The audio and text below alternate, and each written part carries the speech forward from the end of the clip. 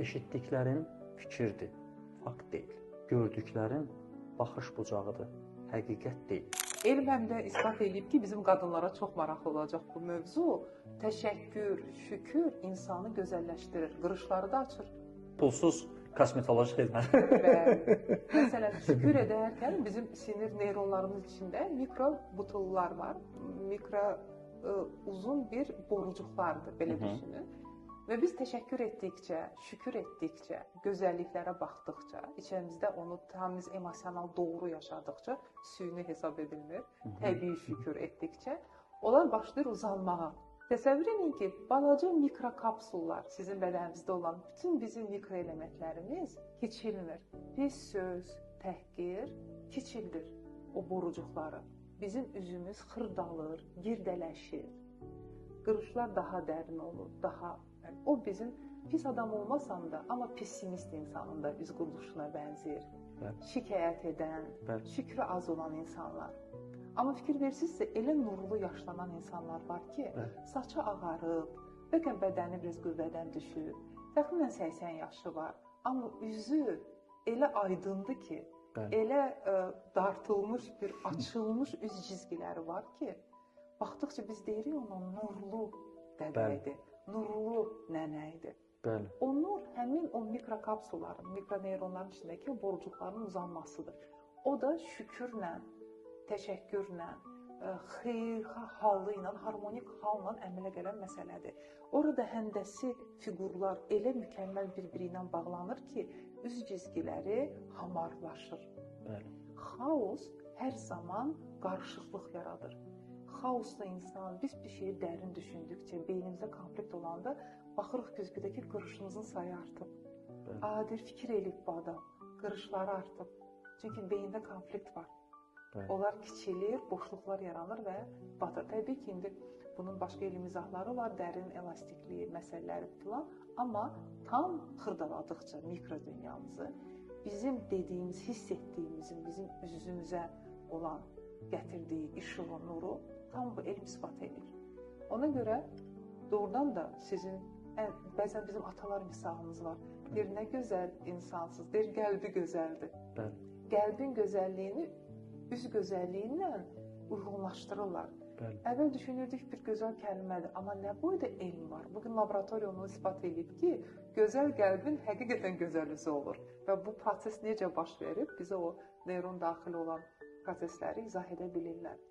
Bəzən insana deyirsən ki, yəni eybi yox da, yəni problem var. Təbii həmin halda onun keçirdiyi hər hansı bir haqsızlıq və yaxud da kiminsə bayaq dediyimiz kimi vicdansız hərəkəti, sən deməli olduğun halda o sözü başqasının sənə deməsi, bu insan üçün əlbəttə ki, əziyyətli bir prosesdir. Və yaxud da maddi bir itki olması həmin adama necəsə birbaşa deyəndə istər bir də görsən ki, o insanda biraz əks təsir edir ki, nə günümə şükür edeyim. Doğrudur. Bəzən deyirsən ki, bu halda, bu sözlərdə olanda deyirəm, alternativin nədir ki? Yəni, sən o düşüncəli naşükürlüklə məsələni həll edə bilirsənmi? Heç olmasa düşün ki, bunda bir sınaq var. Şükürün olması üçün də bəzən insanın beynində fəlsəfəsini qurmalıdır ki, bu şey niyə baş verir? Niyə mənim başıma gəldi? Bəlkə bu sənə bir şey öyrədir, bəlkə bu səni möhkəmləndirir. İnsan, yəni, hərdən insan deyir, yox, heç mənə o lazım deyil də, mənim möhkəmlənməyim, yox, elə deyil. İstəsən də, istəməsən də həyatda səni narahat edəcək əşyalar, insanlar, hadisələr mütləq olacaq. Bu sənin üçün yaranma bir missiyası var. Mən hər zaman deyirəm, yaş bizi böyütmür. Bizim yaşadıqlarımız bizi böyüdür ya da kiçildir. Necə yaşlı, başa dolmuş insanlar tanıyıram, ağıllı fikir, müdrik fikirlə rastlaşmamışam. Düşünürəm ki, saçına dən düşüb, bu insandan məsləhət alsam, ağıllı fikir deyər. Necə gənclər görmüşəm ki, o qədər ağıllı fikir söyləyiblər ki, bir böyük müdrikdən necə elə bir fikir, elə bir məsləhət ala bilməmişəm. Bunların hamısı daxili o bərəkətlə, düşüncələrin də mütləq şəkildə böyüməsi bərəkəti var. Gözəl məsələlər düşünərsən, çoxalar gözəl fikirlər. Pis fikirlər düşünərsən, qaranlığın böyüyər. Dünyada bir çox yerlərdə, bir çox insanların özünə qəsd xəbərlərini eşidirik. Başlanğıcı şükürsüzlükdən başlayır. Elə bir qaranlıq dünyaya girirlər ki, həyatda qalmaq üçün bir müsbət hal tapmırlar. Və buradan gedişini özlərinə təmin edirlər. Yəni özünə qəsd etmə məsələləri. Bunun tam başlanğıcıdır. Həmişə deyirlər uşaq psixoloji durumu pis idi, nəsə oldu, pressing altında qaldı, hər hansı bir məsələdən özünə qəsd elədi. Əslində bu şükürsüzlük vərdişinin gətirdiyi bir məsələdir. Ona görə övladlarımızı kiçik yaşdan şükürdən ən asanlığı təşəkkür edirəm öyrətməkdir. Yemək yedi, təşəkkür edirəm. Halını soruşdu, təşəkkür edirəm. Günü 3-4 kəsə, ən az 3 dəfə yemək yeyir, 3 dəfə təşəkkür etmə bir məsələsi var. Ana yerinə qoyduğu övladı təşəkkür edirəm ana, gecən xeyrə. Bunlar hamısı vərdiş halına gətirdikdən sonra o insanın özünə qəsd etmə, qaranlığa qərq olma məsələsi olmayacaqdır. Ona görə bugünkü şükür dediyimiz bizim qədim əmrlərdən gəlmiş, insanımızı aydınlıq hər zaman aydınlıq içində yaşamağımızın bir səbəbidir və bir alətidir. Vərdişlər elmidir.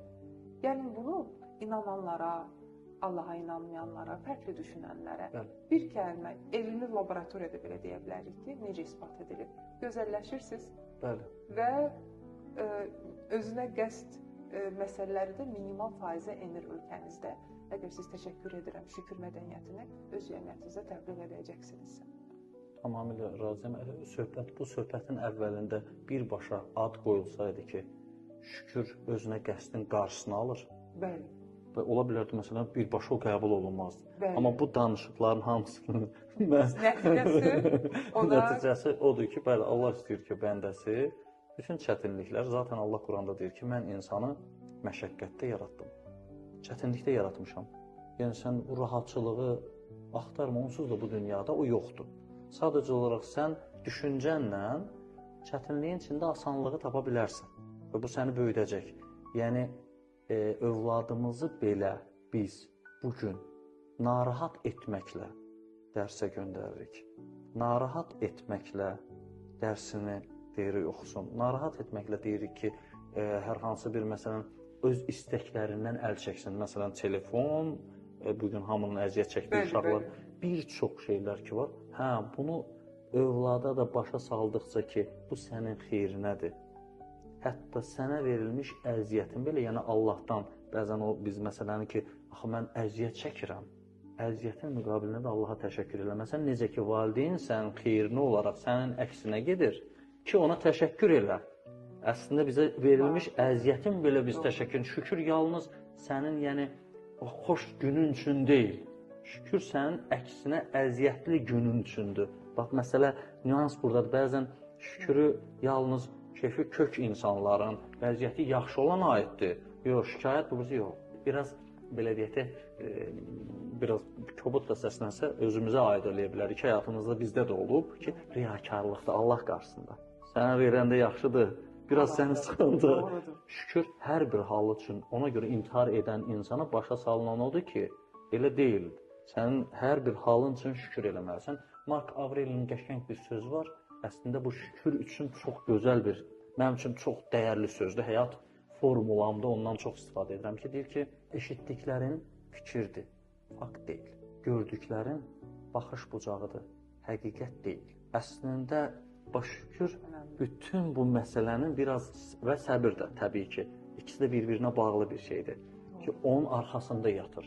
Sən baxış bucağı düzgün qoysan və fikri faktdan ayıra bilsən, sənin üçün həyat zaten heç şükür deməyə ehtiyac yoxdur. Sənin halında, enerjində şükür yağacaq. Bəzi insanlar var, ondan oturursan, istər inanclı, istər inansız. Baxırsan ki, insanın halında enerji var. Baxırsan, səndən böyük problemlər gəlir başına, amma o ona sinə gələ bilir və başa düşür ki, onu o vəziyyətdən çıxarda bilən yeganə məsələ odur ki, şükür içində olacaq və çıxacaq. İndi kimsə təşəkkür, minnətdarlıq, kimsə şükür və həmd olsun. Yəni, həmd bunun ən böyük hissəsi də Allaha həmd olsun sənə. Əlhəmdülillahi Rabbil aləmin.